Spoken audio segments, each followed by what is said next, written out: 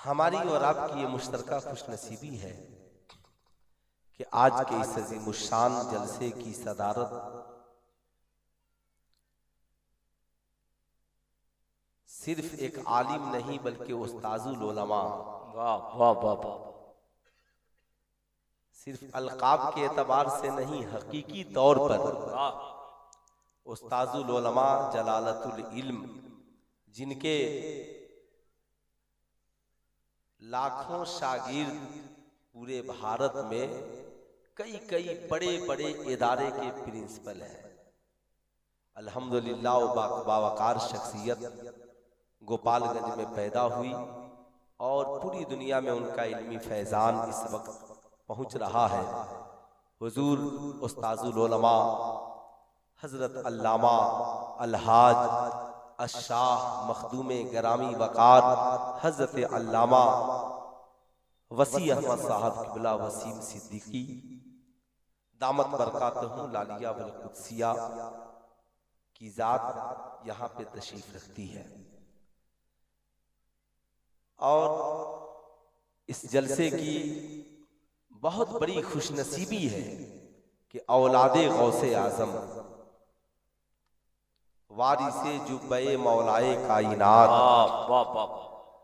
गुले गुलजारे वास्तियत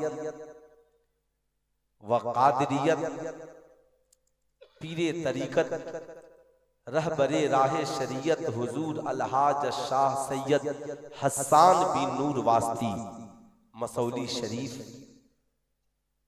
की सरपरस्ती हुजूर वाला की आमद आमद, साथ ही साथ हमारी जमात के बहुत बड़े खतीब औलादे गौसे आजम हजरत अल्लामा अलहाज हुजूर अशाह सैयद शबाहत हुसैन मियाँ साहब किबला मुरादाबाद, साथ ही साथ शायरी की दुनिया का बेताज बादशाह हजरत शायर इस्लाम अजमत रजा भागलपुरी, मेरे बाद आप उन्हें समाप्त करेंगे। और आपने अभी मुझसे पेशतर नईम रजा वारसी से समाप्त की, अख्तर ज़िया मुजफ्फरपुरी, अरशद इकबाल अशरफी, हिंदुस्तान के कई अजीम नकीब भी आज के इस जलसे में है। अल्लामा अब्दुल मालिक मिसबाही साहब किबला है ना, वसीम मजहरी साहब किबला, हमारी जमात के मुमताज़ उलमाए कराम अल्लामा रफ़ीक साहब किबला, उनके अलावा मुअज़्ज़ज़ हस्तियाँ तशरीफ़ रखती हैं। सबका नाम तो मैं इस मुख्तसर वक्त में नहीं ले सकता। फरमाइशें आप हजरात के तरफ से बहुत हैं, लेकिन खतीब फरमाइश पूरी नहीं कर पाता, ये तो शायरों के हिस्से में है। एक शेर मैं पढ़ता हूँ, अच्छा लगे तो सुबहान अल्लाह कह सकते हैं, और नबी की बात अच्छी न लगे तो फिर इलाज के लिए खानकाहों में पहुंच जाइए, और खाना अच्छा न लगे तो इलाज के लिए अस्पताल में पहुंच जाइए। तबीब दोनों जगह है, फर्क ये है कि साहब यहाँ जो तबीब है वो दिल का इलाज करता है, और वहां जो तबीब है वो जिस्म का इलाज करता है। एक पत्थर की भी तकदीर संवर सकती है, वाह वाह, एक पत्थर की भी तकदीर संवर सकती है, शर्त ये है उसे करीने से तराशा जाए। एक पत्थर की भी तकदीर संवर सकती है, शर्त ये है उसे करीने से तराशा जाए। अपनी मट्टी पे ही चलने का तरीका सीखो, अपनी मट्टी पे ही चलने का तरीका सीखो, संगे मरमर पे चलोगे तो फिसल जाओगे, संगे मरमर पे चलोगे तो फिसल जाओगे। हजरात, हमारी और आपकी ये मुश्तरका खुशनसीबी है कि आज उस बारगाह में खिराजे अकीदत पेश करने के लिए हाजिर हैं जिस बारगाह से कोई मायूस नहीं होता। मेरे इमाम फरमाते हैं, मेरे इमाम फरमाते हैं, वाह क्या मर्तबा ए गौस है बाला तेरा, ऊंचे ऊंचों के सरों से है कदम आला तेरा, सर भला कोई क्या जाने है कैसा तेरा, औलिया मलते हैं आंखें वो है तलवा तेरा। आज हम लोग अल्हम्दुलिल्लाह मजार वाले भी हैं, मस्जिद वाले भी हैं, मदरसा वाले भी हैं, खानकाह वाले भी हैं, फातिहा वाले भी हैं, दुरूद वाले भी हैं, मुस्तफ़ा वाले भी हैं, खुदा वाले भी हैं। वाह। अल्लाह का करम है, अल्लाह ने ऐसा इंतजाम किया। आप ईमानदारी से बताइए, क्या सिर्फ 11वीं में ही सरकारे गौस की याद है? आप ईमानदारी से बताएं, आज हमने ये मिजाज बना लिया है 11वीं में गौसे आजम याद आएंगे, रजब शरीफ में ख्वाजा गरीब नवाज याद आएंगे, सफरुल मुजफ्फर में आला हजरत याद आएंगे, जमातिउल उला में हुजूर हाफिज मिल्लत याद आएंगे, फिर मुजाहिद मिल्लत याद आएंगे।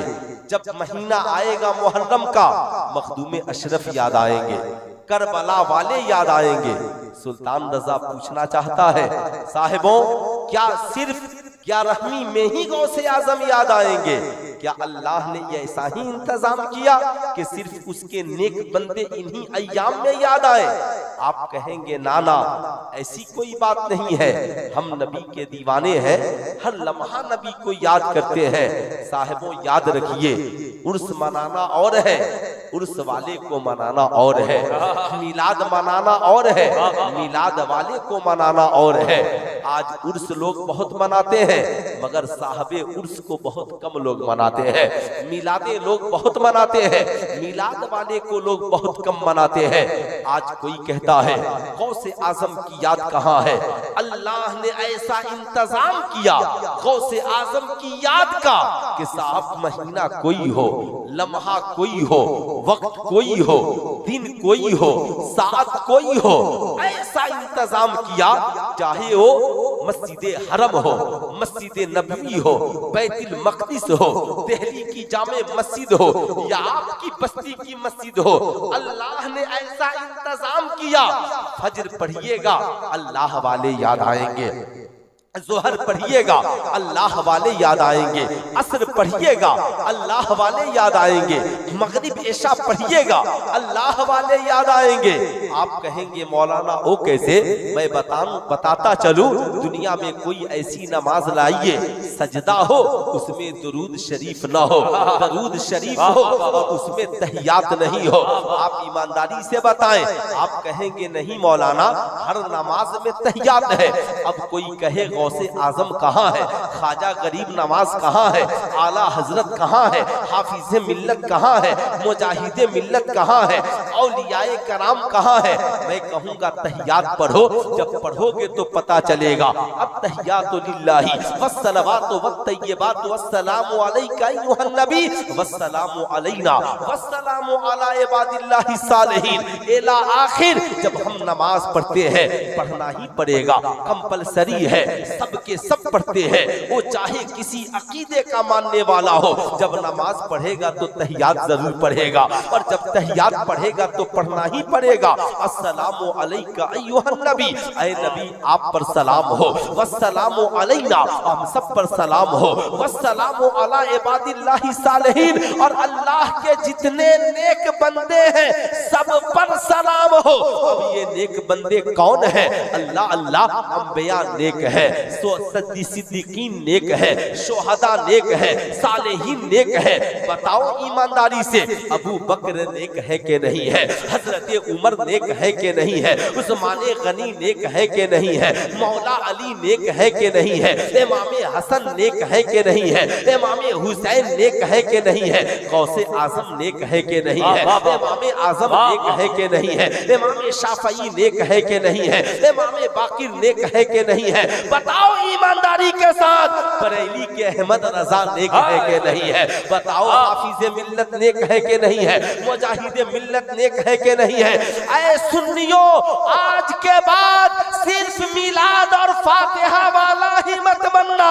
मिलाद भी मनाओ सुभान अल्लाह, फातिहा भी कराओ सुभान अल्लाह, मगर सुनो याद रखना, उर्स मनाने के लिए इतना इंतजाम करते हो, उर्स वाले को मनाने के लिए तुम भी नमाजी बन जाओ, अपनी बीवियों को भी नमाजी बनाओ, अपने वालिदैन को भी नमाजी बनाओ, अपने बेटे और बेटियों को भी नमाजी बनाओ। कहो मेरे घर वालों, अगर नमाजी नहीं बनोगे तो गौसे आजम सिर्फ 11वीं में याद आएंगे, और नमाजी बन जाओगे फजर पढ़ोगे गौसे आजम याद आएंगे, जोहर पढ़ोगे गौसे आजम याद आएंगे, असर पढ़ोगे गौसे आजम याद आएंगे, मगरिब इशा पढ़ोगे गौसे आजम याद आएंगे। जब जब नमाज होगी, एक तरफ सजदा होगा, एक तरफ नबी और आले नबी पे दुरूद है, और दूसरी तरफ अल्लाह के नेक बंदों पर सलाम है। नारे तकबीर, नारे रिसालत, फैजाने गौसे आजम कॉन्फ्रेंस, फैजाने गौसे आजम। अल्लाह के नबी ने फरमाया अस्सलातु कुर्रतु ऐनी, नमाज मेरी आंखों की ठंडक है। ईमानदारी से बताइए, मुस्तफ़ा जाने रहमत की हदीस पाक है कि साहिबों मेरी तबीयत तो ये करती है, मैं हुक्म दे दूं नमाज पढ़ाओ, लकड़ियां जमा करो, जाके जो लोग जमात में दाखिल न हो मैं उनके घरों में आग लगा दूं। जरा आप इसका एहसास करते हैं? ऐ मेरी कौम के शहजादों, मिलाद मनाने के लिए उलमा का आना जरूरी है, मिलाद शरीफ मनाने के लिए शोरा का आना जरूरी है, सामईन का आना जरूरी है। बेशक सुभान अल्लाह, मिलाद मनाने के लिए इन चीजों का इंतजाम जरूरी है, मिलाद वाले को मनाने के लिए नमाज भी जरूरी है, दुरूदो सलाम भी जरूरी है। तो कितने लोग मिलाद वाले को मनाना चाहते हैं? जरा हाथ उठाइए। तो कितने लोग मिलाद वाले को मनाना चाहते हैं? जरा एक बार पूरा मजमा हाथ उठाकर बोल दे सुभान अल्लाह, सुभान अल्लाह, और जरा जोर से बोले सुभान अल्लाह।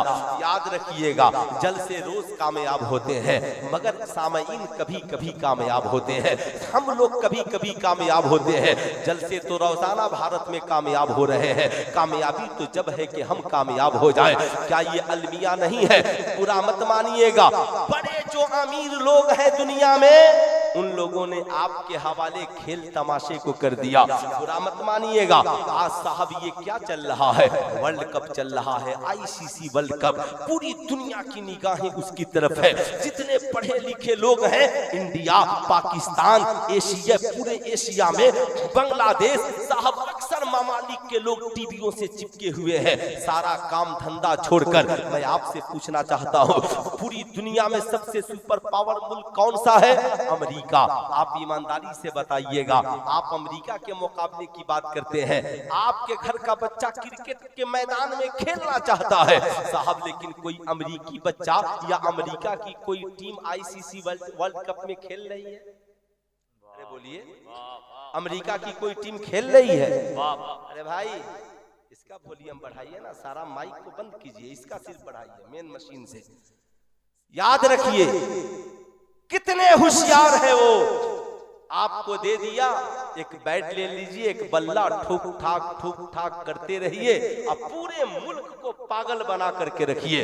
पढ़ने की जरूरत नहीं है, किताब देखने की जरूरत नहीं है। अब साहब इंडिया इसी में लगा है, चाइना इंडिया इसी में लगा है, बांग्लादेश इसी में लगा है, पाकिस्तान इसी में लगा है, अफगानिस्तान इसी में लगा है, श्रीलंका इसी में लगा है। मगर ईमानदारी से बताइएगा, अमेरिका की कोई टीम वर्ल्ड कप में है? बोलिए जोर से, कोई अमेरिकी क्रिकेट देखता है? कोई अमेरिकी टिकट कटाकर इंडिया वर्ल्ड कप देखने आया है? दूसरा मुल्क है उसके बाद राशिया, राशिया की कोई टीम वर्ल्ड कप में खेल रही हो तो बताइए, ईमानदारी के साथ नहीं है। तीसरा मुल्क है चाइना, चाइना की कोई टीम है? साहब क्या तमाशा है, आपके पास अक्ल है ना? कुरान ने क्या कहा? यतदब्बरून, गौर फिक्र करो, यतफक्करून, फिक्र करो। तुम कैसे इंसान हो यार? सबसे बड़ा सुपर पावर है, तुझे खेलने के लिए छोड़ दिया है, सबसे बड़ा सुपर पावर। अब वो अपने बच्चों को क्या सिखाते हैं? इनको कहते हैं इन्हें टेनिस खिलाओ, इन्हें फुटबॉल खिलाओ, इन्हें क्रिकेट खिलाओ, इन्हें सिर्फ बैट बल्ले खिलाना सिखाओ। और वो अपने बच्चों को कहते हैं तुम साइंटिस्ट बनो, तुम महान व्यक्ति बनो, बहुत बड़े वैज्ञानिक बनो, ताकि ये खेलने वाले खिलाड़ी कभी तेरे मुकाबले को नहीं पहुंच सके, न इल्म के एतबार से, न तेरे कद के एतबार से, न तेरी दौलत के एतबार से। मगर वाह जहादे इस्लाम तेरा जवाब नहीं है। इस्लाम ने कहा याद रखना, इस्लाम में 3 खेल के अलावा कोई खेल दुरुस्त नहीं है। आप इन उलमा से पूछिए, याद रखिएगा। नंबर 1 घोड़सवारी, ताकि आपको सफर करना आसान हो। नंबर 2 तीर अंदाजी, याद रखिएगा। तीर अंदाजी वर्जिश के तहत भी और साहब खैर से मुकाबले के तहत भी। नंबर 3 बीवी के साथ दौड़ना, और ये सारी बातें। मगर इसके अलावा जो चीजें हैं इस्लाम ने कहा ये दुरुस्त नहीं है। तुम्हारी जिम्मेदारी है बच्चों को जिंदगी की शुरुआत तालीम से कराओ। इस्लाम ने क्या कहा? इस्लाम ने ये नहीं कहा कि साहब आप पैदा होइए और बैट बॉल लेकर के खेलने के लिए उतर जाइए, नहीं, बल्कि इस्लाम ने ये कहा अभी माँ के पेट में हो यार तभी से पढ़ना शुरू कर दो।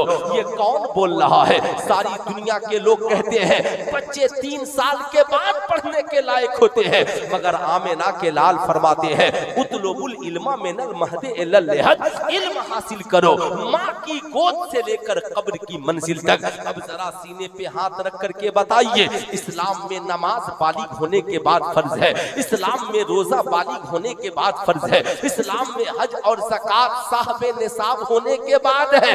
मगर याद रखना, बात जब तालीम की आई तो आमिना के लाल ने कहा तलबुल इल्म फरीज़तुन अला कुल्ले मुस्लिमीन व मुस्लिमा, इल्म हासिल करना हर मुसलमान मर्द और औरत पर फर्ज है। अब ताज्जुब की बात है, सारे लोगों को बैट बॉल पकड़ाकर टीवी से चिपका दिया। अब बच्चा कॉलेज का पढ़ने वाला है, इम्तिहान में तबीयत नहीं लगती, अब ट्रेन में साहब लोग बेचैन है, एक केबिन में 6-6 लोग मोबाइल लेकर के परेशान है, नेटवर्क काम नहीं कर रहा है।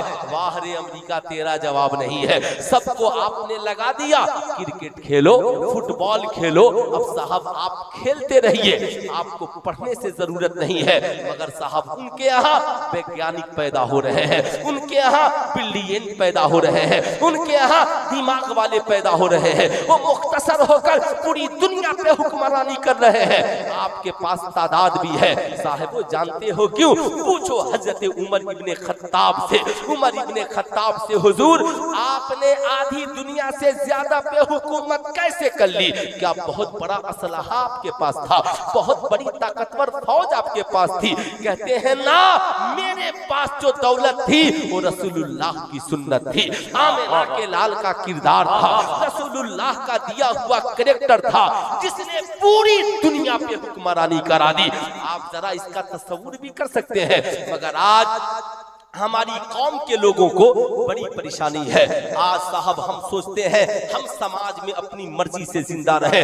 आज हमारी कौम की पढ़ी लिखी बेटियां मज़ारों पे चादरें चढ़ाता तो देखती हैं, मगर आपसे मैं पूछना चाहता हूं, आज हम लोग मज़ारों पे एक नहीं लाखों चादरें चढ़ाते हैं। मगर बुरा मत मानिएगा, मज़ारों पे लाखों चादरें चढ़ रही हैं और हमारी बेटी के सर पे एक चादर नहीं ठहर पाती है। साहब मज़ारों पे बड़ी मखमली चादरें चल रही है, हमारी बीवी के सर पर एक चादर नहीं ठहर पाती है। शर्म तो ये है, आप स्टेशन पे देख ले, एयरपोर्ट पे देख ले, मां नकाब पहनकर है, बाप फूल कपड़ा पहना है और बेटी नंगे सर होकर जींस पैंट टी शर्ट पहनकर ट्रेली बैग खींच करके जा रही है।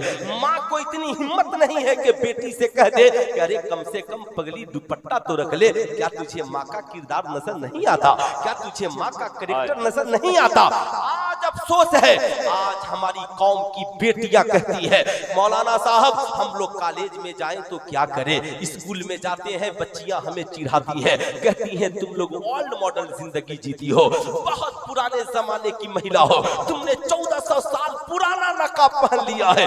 मैं अपनी कौम की शहजादियों से कहूंगा तुझे मायूस होने की जरूरत नहीं है, तुम उन्हें बस मुख्तसर से बता देना, ये बता तुमने बैग में किसे छिपा के रखा है? कहेगी किताब। कहा क्यों? कहा किताब वो दौलत है जो हमारी जिंदगी को संवारती है, इसलिए हमने इस इज्जत वाली किताब से हमें तालीम मिलती है और इससे हमें इज्जत मिलती है, इसलिए हमने इस किताब को बड़ी हिफाजत से बैग में छिपा करके रखा है। उससे कहना क्या हम बाप की इज्जत नहीं है? हमें भी छिप कर रहने की जरूरत है, लेकिन आओ जरा इससे भी आगे बढ़ो। ऐ मेरी कौम की शहजादियों, अगर कॉलेज की कोई आवारा लड़की तुझसे कहती है ये दुपट्टा तुम उतार दो, क्या ये तुम नकाब पहनकर चली आई हो, तुम भी मेरी तरह जींस और टी शर्ट पहनने वाली हो जाओ।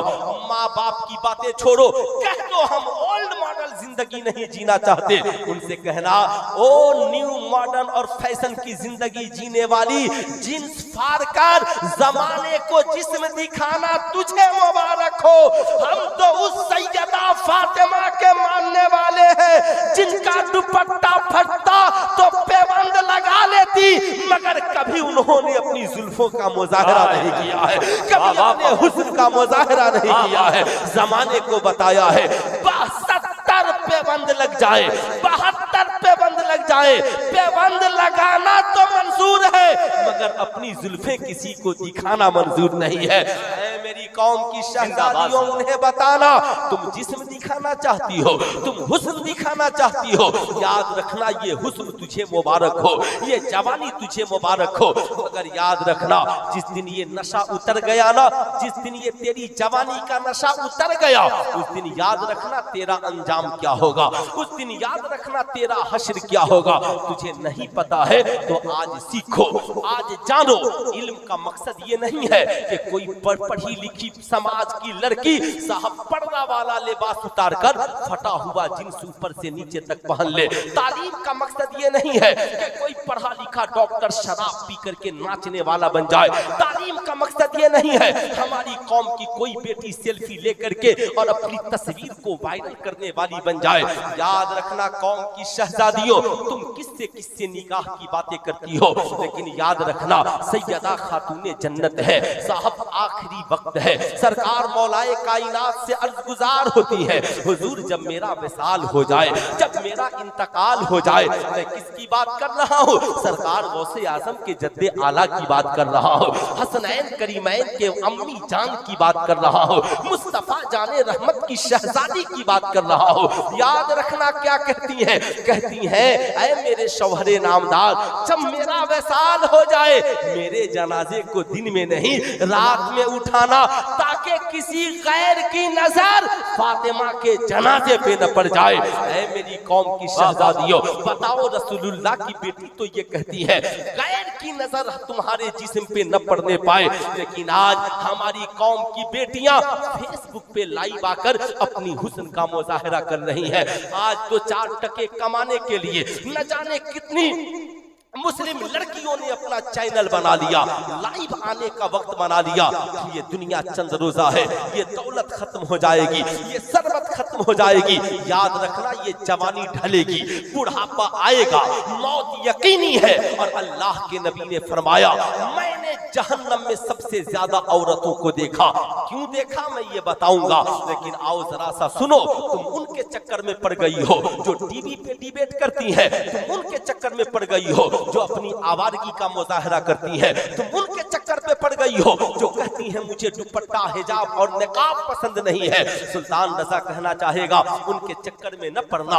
ये तो कहती है हमारा जिस्म हमारी मर्जी, हम चाहे दुपट्टा ओढ़े न ओढ़े, किसी मौलवी मौलाना का क्या जाता है। अभी तो सबसे बड़े फतवाबाज भारत में मीडिया है साहब, ये दलाल मीडिया। अगर हमारा कोई आलिम बोल दे कि दुपट्टा ओढ़ना एकदम हर मुस्लिम लड़की के लिए जरूरी है, तो कहेगा तालिबान आ गया है, शरिया कानून नाफिज हो गया है, यहाँ के मौलाना लोगों की जबान बिगड़ गई है, ये डेमोक्रेसी मुल्क है, सबको अपनी जिंदगी जीने की आजादी है। मियां आजादी का मतलब ये नहीं है इंसान मजहब से आजाद हो जाए, आजादी का मतलब ये नहीं है इंसान ईमान और अकीदे से आजाद हो जाए। इसलिए सुल्तान रजा कहना चाहता है ऐ लोगों, हम सुन्नियों का मरकज है बरेली शरीफ। क्या मरकज है?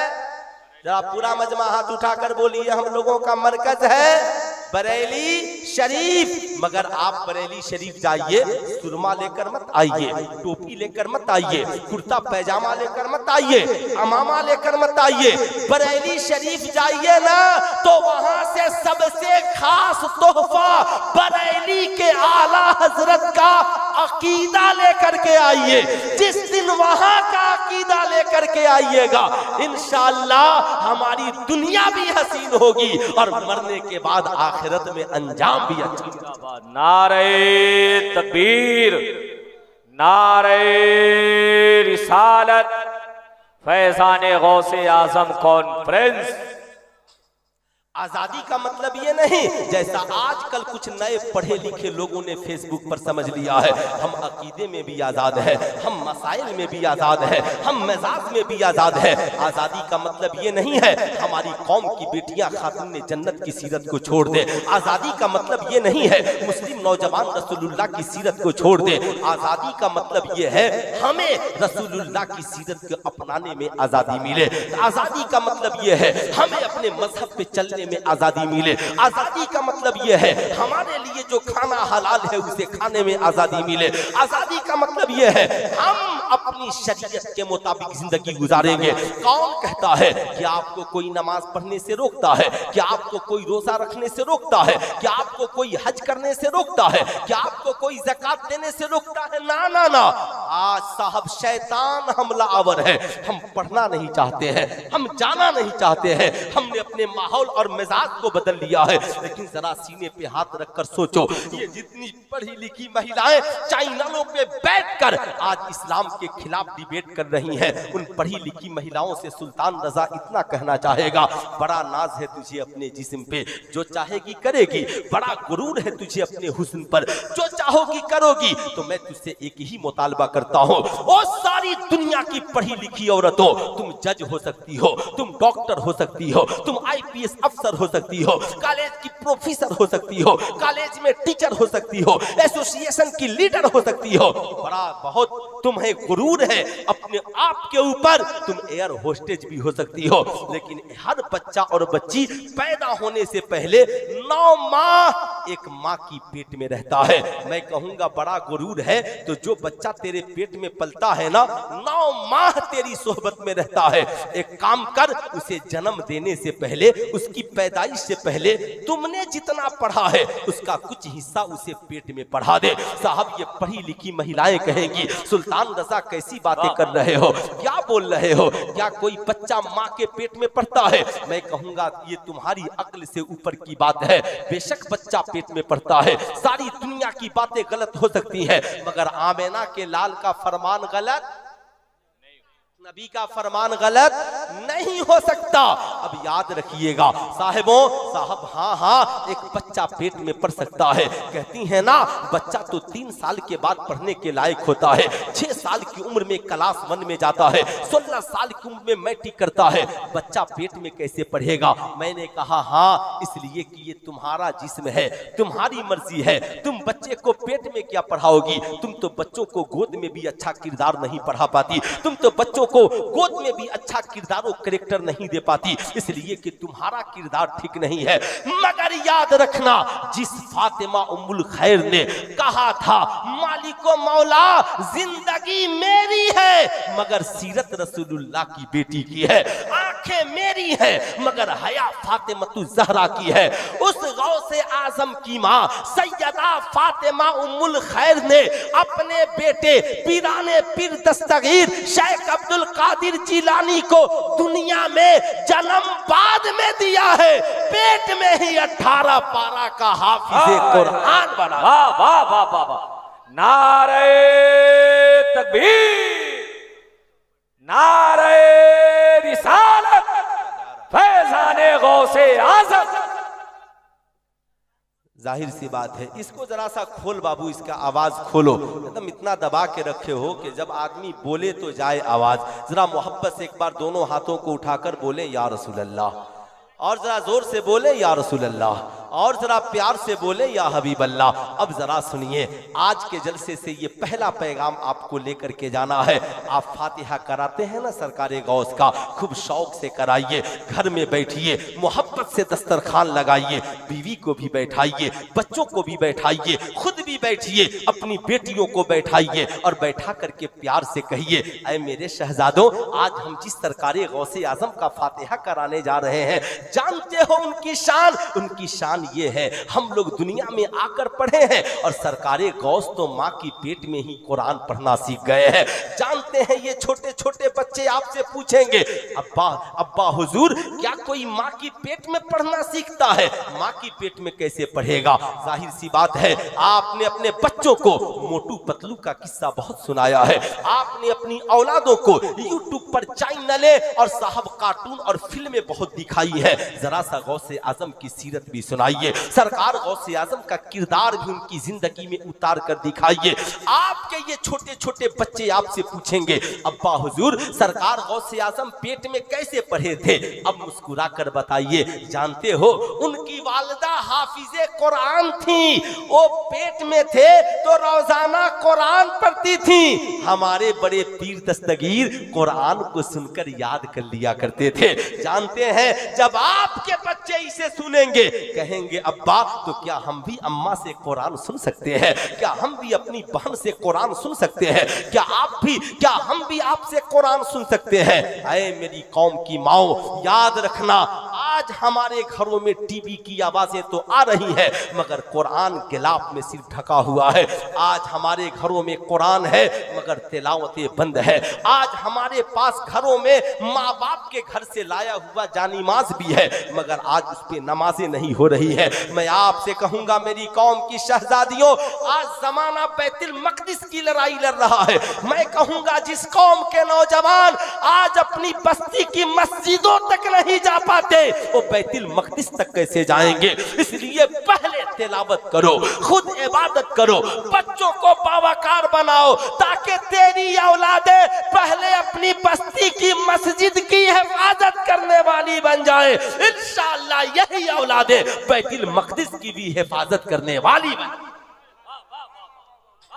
बन जाएंगी। बोलिए ऐसा होना चाहिए कि नहीं होना चाहिए? होना चाहिए। कितने लोग चाहते हैं होना चाहिए? जरा पीछे से आवाज लगाइए, जरा एक बार प्यार से बोल दें सुभान अल्लाह, एक बार और मोहब्बत से बोले अल्हम्दुलिल्लाह। जाहिर सी बात है आज हम जिस समाज में जीवित और जिंदा है, आप जरा सा सोचें क्या वबा चल गई साहब, क्या मामलात बदल गए, हम इतने बुज़दिल हो गए, हम इतने कमजोर हो गए, हम अपनी बीवियों को दीन नहीं सिखा पाते, हम अपने बच्चों को दीनदार नहीं बना पाते। आज बाप इतना कमजोर हो गया, बेटा सामने माज़अल्लाह शराब पी रहा है मगर बाप बोलने के लिए तैयार नहीं है। बेटी सामने बाप के बॉयफ्रेंड के साथ जिंदगी गुजार रही है मगर माँ और बाप बोलने के लायक नहीं रह गए। समाज इतना बिगड़ गया कि अब कौन किसको क्या बोले। जानते हैं हम लोगों की तकरीर का अंजाम क्या है? वही अंजाम है जो मुहर्रम के बाद ताजिए का अंजाम होता है। साल भर देखिएगा 10 दिन या हुसैन जा हुसैन ताजिया के लिए जान दे देंगे और मुहर्रम के बाद ताजिया कहां टूट फूट कर पड़ा है। जानवर पेशाब कर रहा है, कुत्ता पेशाब कर रहा है, बिल्ली पाखाना कर रही है, कोई पूछने वाला नहीं है। यही हाल हमारी तकरीरों का भी है। खूब नारे तकबीर, खूब सुभान अल्लाह, क्या खिताब हुआ मगर उसके बाद का अंजाम क्या है? कभी आपने सोचा है? नहीं सोचा तो जरा सीने पे हाथ रख करके सोचिए। आज हम मजारों पे हाजिरी देते हैं, आज हम बुजुर्गों के उर्स की तकरीबें करते हैं मगर हम अपनी औलादों को सरकार गौसे आजम का किरदार नहीं सिखाते। हम अपनी औलादों को साहब गौसे आजम के किरदार और कैरेक्टर से वाकिफ नहीं कराते। जरा सीने पे हाथ रखकर सोचो, वो इस्लाम जिसने कहा तालीम ही जिंदगी के लिए असल मकसद है, आज हम उस मकसद से हट गए। आज हमारी जिंदगी में साहब को लज्जतें नहीं है। हजरत उमर इब्ने खत्ताब का जमाना है। अल्लाह अल्लाह, एक नौजवान एक पढ़ी लिखी आलिमा लड़की पर आशिक हो गया। साहब हर रोज गली में उसका पीछा करता, जब पीछा करते हुए चलता, एक रोज उस आलिमा लड़की ने मुड़कर पूछा, ऐ नौजवान हर रोज मेरा पीछा क्यों करते हो? उस नौजवान ने कहा, शहजादी मैं तेरे हुस्न का दीवाना हूँ, मैं तेरे हुस्न का मस्ताना हूँ। उसने कहा, अच्छा मेरे हुस्न के दीवाने हो, मुझसे प्यार करते हो, मुझसे मोहब्बत करते हो? कहा हाँ मैं आपसे प्यार भी करता हूँ, मोहब्बत भी करता हूँ। कहा मैंने सुना है जो जिससे मोहब्बत करता है वो उसके लिए जान दे देता है, हर काम करने को तैयार होता है। एक काम करो, तुम अगर मुझसे मोहब्बत करते हो तो मेरी एक बात मान। क्या कहा उसने? मेरी एक बात मान लो, एक बात। उसने कहा मंजूर है, एक बात क्या करोड़ों बात। कहो आसमान से चांद तारे तोड़ कर लाऊं, कहो आसमान से मैं तेरे लिए क्या ला दूं, बोल तू क्या चाहती है। उसने कहा ना, याद रखना हमें कुछ नहीं चाहिए, मेरी एक ख्वाहिश है। कहा क्या? कहा मैं आलेमा हूं, आलेमा एक काम करो, जाओ 40 रोज उमर इब्ने खत्ताब के पीछे मस्जिद नबवी शरीफ में नमाज पढ़ लो, नमाज के बाद आना, पहले निकाह करना, फिर मैं तेरी हो जाऊंगी, तू मेरा हो जाए। याद कीजिएगा, आलिमा लड़की ने क्या कहा? पहले निकाह, नो गिफ्ट, नो सलाम, नो कलाम, कोई बात नहीं होगी, पहले निकाह। मगर आज लड़के लड़कियों में ट्रेंड चल गया, निकाह बाद में, गुफ्तगू पहले, निकाह बाद में, तोहफा पहले, निकाह बाद में, तहाइफ पहले। शर्म की हद तो ये हो गई कि अब नौजवान लड़के फोन करके पूछते हैं, हजरत टेलीफोन पे निकाह हो सकता है? आज ही एक लड़के ने फोन किया, मसला सुनिए, है ना, इसलिए मैं खबरदार कर रहा हूं। कहा टेलीफोन पे निकाह हो सकता है? मैंने कहा बिल्कुल नहीं हो सकता। कहा देवबंदी वहाबी तो पढ़ा रहे हैं। मैंने कहा कि वो कब कमीने अब अच्छे थे, जो रसूलुल्लाह के नहीं हुए वो इस कौम के क्या होंगे। मैंने कहा हाँ, इस मुल्क में एक जगह है जहां टेलीफोन पे निकाह होता है, उस जगह का नाम हैदराबाद है। हैदराबाद क्यों? तो वहां औरतें तलाक भी देती। अच्छा जी, हजरत के तो हजारों शागिर्द इधर हैं, औरतें तलाक भी देती हैं और औरतें टेलीफोन पे निकाह भी करती हैं। मैं क्यों सावधान कर रहा हूं? न सियाही के हैं दुश्मन, न सफेदी के दोस्त, हमको आईना दिखाना है, दिखा देते हैं, दिखा देते हैं, ताकि मेरी कौम का कोई नौजवान जब अरबपति बने ना तो किसी के काल पे भरोसा न करे।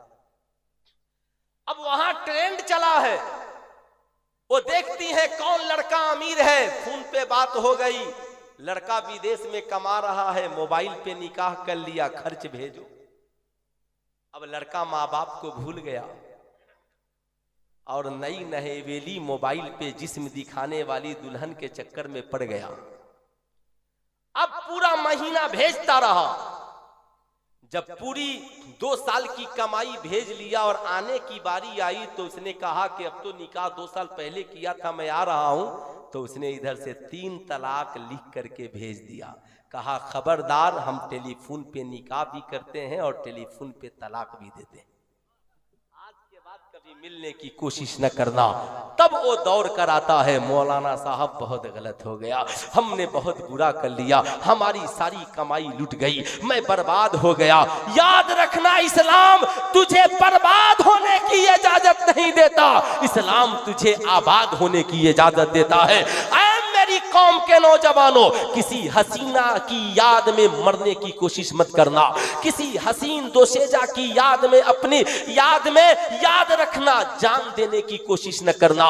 याद रखना ये हुस्न जवानी आर्जी है, मोहब्बत तेरे पीछे तो और भी है यार, ये जवानी के चक्कर में तू क्यों पड़ गया? क्या तुझे सुल्तान सलाहुद्दीन अयूबी की बात याद नहीं है? सुल्तान सलाहुद्दीन अयूबी कौन है?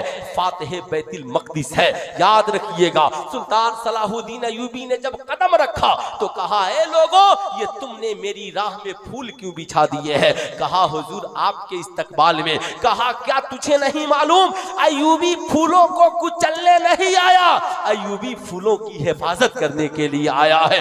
देखा हसीनो जमीन लड़कियां दोनों तरफ खड़ी हैं, कहा मेरे महल में और मेरी हुकूमत में इन लड़कियों की क्या जरूरत? कहा हुजूर ये खादिमा है, ये खिदमत करती हैं, आपसे पहले के बादशाहों की खिदमत करती थी। कहा नहीं, हम मुसलमान हैं, जैसे मेरी बेटी बेटी है वैसे दूसरों की बेटी भी बेटी है, जैसे मेरी माँ माँ है वैसे दूसरों की माँ भी माँ है, जैसे मेरी बहन बहन है दूसरों की बहन भी बहन है। तुम क्या चाहते हो अय्यूबी की तलवार इन हसीन लड़कियों की जुल्फों में उलझ करके रह जाए?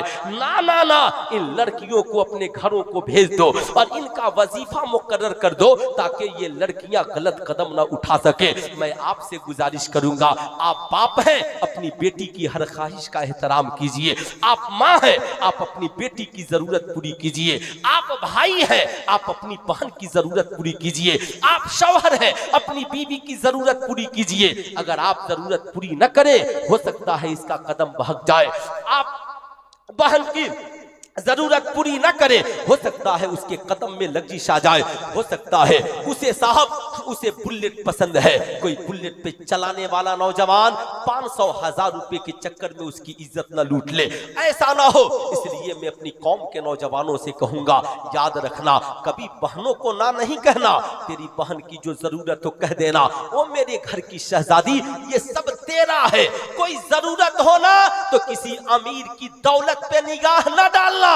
तेरा बाप गरीब जरूर है, मगर अपनी बेटी को खिलाने के लिए गरीब नहीं है, अपनी बेटी की जरूरत पूरी करने के लिए गरीब नहीं है। ऐ मेरी बेटी, मैं तेरे लिए दिन रात मुशक्कत कर सकता हूँ, लेकिन तूने अगर गलत कदम उठा लिया तो मैं इस बेइज्जती को कभी बर्दाश्त नहीं कर सकता हूँ। याद रखना, अपनी बेटियों को समझाओ, अपनी बीवियों का ख्याल रखो। कुछ दिनों पहले एक हसीना कमेंट कर रही थी, इस्लाम कहता है कि ये औरतें खेतियों की तरह है, जैसे चाहो इनका इस्तेमाल करो। मैंने कहा आपने इसका सही मतलब नहीं समझा है। इस्लाम ने ये बताया कि ये खेतियां हैं, खेतियों का पूरा ख्याल रखो, वक्त पे पानी दो वरना खेतियां सूख जाएंगी। वक्त पे इनका ख्याल रखो वरना खेतियां बर्बाद हो जाएंगी। वक्त पर इनकी पूरी सिंचाई करो, वक्त पर इनका ख्याल करो, जो इनकी जरूरतें हैं पूरी करो, वरना खेतियां उजड़ करके बर्बाद हो जाएंगी। इसलिए इस्लाम ने कहा ये औरतें, ये तुम्हारी बीवियां तुम्हारी खेतियां हैं। इसलिए मैं आपसे कहूंगा, जब बात बीवी की आए ना, प्यार से कहिए, माई वाइफ माई लाइफ, मेरी बीवी मेरी जिंदगी है। और बात जब माँ की आए तो बोलिए, माई मदर माई हार्ट, मेरी माँ मेरी जान है, मेरी जहान है। याद रखना, बीवी भी जिंदगी भर के लिए आई है और माँ तो मेरी जान है, अगर वो नहीं तो मेरी जिंदगी अधूरी।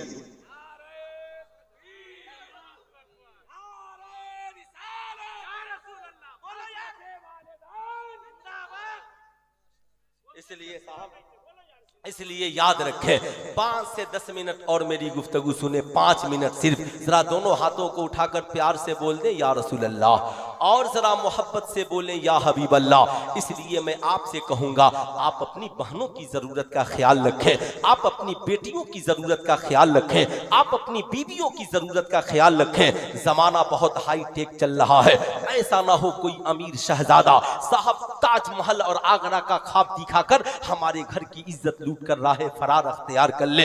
नहीं, इसकी हिफाजत हमारे लिए जरूरी है।